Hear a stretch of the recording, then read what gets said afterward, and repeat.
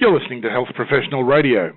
My name is Wayne Bucklar, and my guest joins me today from actually Indonesia. He is Dr. Dave Jenkins, and he's an integrative physician and an expert in the science of optimal health and longevity and a member of the American Association of Anti-Aging Medicine.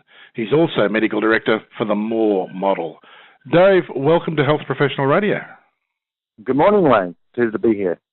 Now, that's a mouthful of introduction. You better tell us something about what it is you do and what the Moore model is. Yes, the Moore model really is a way of putting together the different interventions people should be, the way people should be living, and synergizing the different behaviors, if you like, looking at the key behaviors of the longest living and healthiest cultures, the so-called blue zones, and looking at which aspects of their behaviors are being confirmed with the new science. And what we've done is develop a model based on those two things. And so we teach people how to live, and it's obviously being updated all the time. And MORE stands for movement, optimizing your environment, R for rest and rejuvenation, and E for eating and supplementation. Now, the cynic in me says, okay, what's the evidence? Sure. Well, it's definitely at that, the function, if you like to call it integrative, or some people would also look at it as a functional medicine, looking at medicine as with a holistic approach, rather than the sort of allopathic linear model. And it's turning out that, no surprise, that biological systems don't act in a simple process. And probably the best example I can give you is what we're working with now is the reversal of cognitive decline. And so if you look at that model that's come out of the Bucklar Institute in San Francisco, the neurodegeneration, the model that they're proposing, is a very, very integrated one where we're looking at the many parameters that are causing what we call synoblastic and synoclastic activity, meaning that the synapses in the brain are either retracting or actually growing forward and improving in function depending on these multiple parameters. And what they're showing now in over 100 clinical cases of mild cognitive impairment and early Alzheimer's is that the symptoms can be very significantly reversed to the point that people who had left work are going back to work. And even their hypothalamus, which is one of the main areas of the brain that gets damaged in Alzheimer's, has grown in size. This has been measured with functional and MRIs, etc. So that's really the area of the Moore model that we are focusing on right now. Now, that notion of cognitive decline and dementia of various kinds, certainly for my generation in our 60s, that's a big, big deal. Do you have any sense of how big that is in perhaps the Australian environment at present? Well, yes. All over the Western world, the death rates from Alzheimer's has been growing. Now, this is partly because of the aging population, but also because of the way we live, the obesity rates, the diabetes levels. And so you look at the causes of death, and it's been climbing for the last 20 years. Now it is the second commonest death after heart disease in Australia. Not only that, it's the most expensive. If you look at the amount of money put into someone from the diagnosis to the grave, it's phenomenal. So it's hundreds of thousands of dollars. And so it's looking in the next, if it carries on like this, within 2 decades, it'll be 1% of the GDP, just this disease. That's how much it'll cost. So it's a very, very big deal. And I think if you have very meticulously categorized and investigated and measured a reversal of symptoms, it's not a cure. Those of the people who gave up on the protocols, they started to deteriorate again. So we have to be careful what this research is showing and not overclaim things. But if people stay on the protocols, the longest person is now over 3 years and they're still doing well. That's kind of revolutionary news to me, and I have to admit my clinical years are like 30 years ago, and in those days we were taught that brain damage was irreversible and the brain didn't repair, it wasn't plastic. That's now kind of been widely dispersed, and plasticity is kind of reasonably well recognised, but the idea of reversing dementia symptoms is pretty extraordinary, isn't it? It's absolutely extraordinary, and it's certainly one of the most inspiring advances that I've been involved in 35 years of medicine. And what it means, it should have huge ramifications. Now, at this point, there's no drugs involved. There are some drugs in the pipeline that are looking promising, but it's unlikely that they will be solely, a solution. So if we look at the protocols, how this has been reversed, cognitive decline has been reversed, you need to be able to do a lot of investigations into people. It seems that there are 3 types of Alzheimer's as far as this model is concerned: an inflammatory response, metabolic abnormalities, and there's a 3rd type which presents differently. It's what we call more of a cortical presentation, which in younger people, which is a toxic. And even they have clearly shown a number of cases where it's a fungal, it's inhalation caused in someone who's probably genetically susceptible. And aggressive investigations and treatment has reversed their symptoms.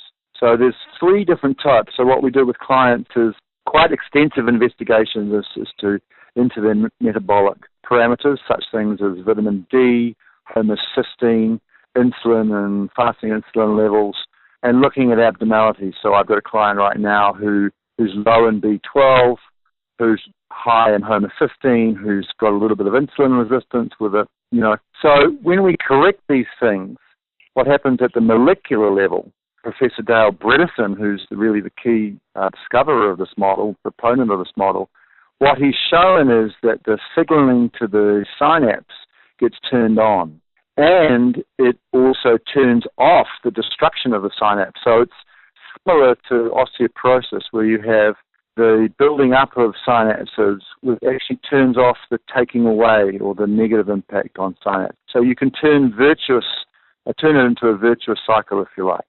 You're listening to Health Professional Radio. My name is Wayne Bucklar, and I'm in conversation with Dr. Dave Jenkins, an integrative physician and expert in the science of optimal health and longevity, and a member of the American Association of Anti-Aging Medicine. He's also medical director for the MORE model, and we've been talking about work reversing the symptoms of dementia in aging. Dave, it's fascinating to hear that this stuff is coming together. Normally there's a difficulty in finding funding in anything that doesn't include the possibility of a patentable drug at the end of the line. Has funding been an issue? Yeah, this is the problem. This is very, very early days. So as I said, I'm flying to San Francisco in a fortnight to sit down with Professor Bredesen, and we're talking about how to propagate this and to obviously to measure things, and we'll be having a discussion about how to bring this to Australia. We're already seeing clients, so we're providing a service, and we're not advertising it yet until we sit down with Professor Bredesen. But he has some financial support, and we're putting together a software and an app. In fact, it's already done. So that's going to enable this to be able to be scaled up. So all the parameters are punched into the software. There's a certain weighting provided and outcomes, a sort of clinical protocols, if you like, which is going to be more customized to each individual. And then there's a lot of behavior changes involved. So we have to then partner with coaching organizations to get people to change their diet, their exercise, their sleep, and a multitude of things that come together to create this effect. It does sound like extraordinary work. Now, my favorite question in every interview, Dave, is about misconceptions. What's the biggest misconception amongst your customers, clients, patients that drives you nuts and keeps you awake? The misconception? Well, I think that the thing that it's a mindset that we should really, that is most frustrating, that we can just wake up and go through life without thinking about the impact on our physiology, our biology, and our health, and not taking health as the number one priority until it's too late, really.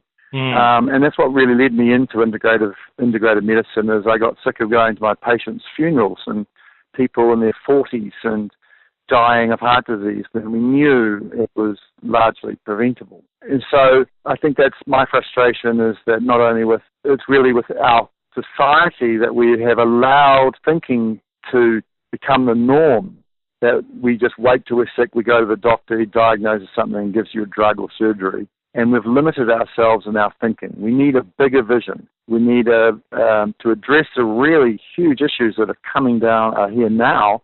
We need a different vision, and I think functional medicine, a more holistic approach, understanding biological systems, that how they integrate and work together or against each other sometimes, that is definitely a better path than the current model of medicine, to my mind.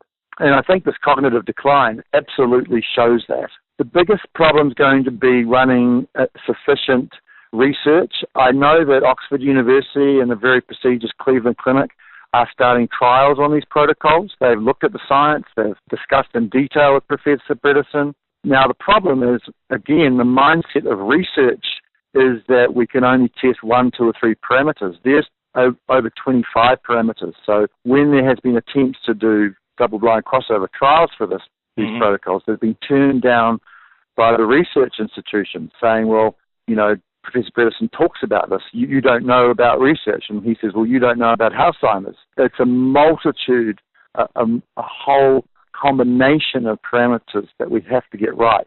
Each one creating a little effect, but developing synergy right down at the molecular level to create synapses to literally grow, hypothalamuses to literally grow over time. It takes consistently between 3 and 9 months to see results. So, it's showing some consistency as far as that's concerned, as far as the intervention is concerned, which is very reassuring for those of us coaching clients right now.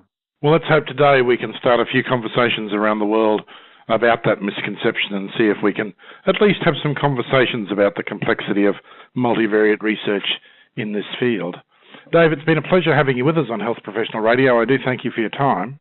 Thank you for the opportunity to start talking about this. I think it's going to be a very interesting and challenging road that we will lead. Without drugs, like you say, there's, where's the budget to start having these conversations, and where's the budget to continue the research? But we've now, Professor Bredesen's hoping to have 2,000 patients under these protocols in the next 1 year. He's already reversed 110 out of 132, so the level is 90% reversal. So it's extraordinary. So thank you for the opportunity to start to talk about. That's a pretty spectacular result, yes. Yeah. Now, Dave, how can people get in touch with you? They want to know more about the Moore model. Okay, well, themoremodel.com, you'll see that's our website. Right. My email's Dr. Dave, DRDAVE, at themoremodel.com. And you definitely with me, and I'm sure people will be hearing about this in the future. And that website is just as it sounds, THE, MORE, Moore Model, MODEL, themoremodel.com. Great. Thank you very much, Dave, for your time. If you've just missed my conversation with Dr. Dave Jenkins, the good news is on our website we have a transcript of this interview. There's also an audio archive of the interview on both YouTube and SoundCloud, and you can find links to all of those at the Health Professional Radio website at www.hpr.fm. You're listening to Health Professional Radio. My name is Wayne Bucklar, and thank you for being with us today.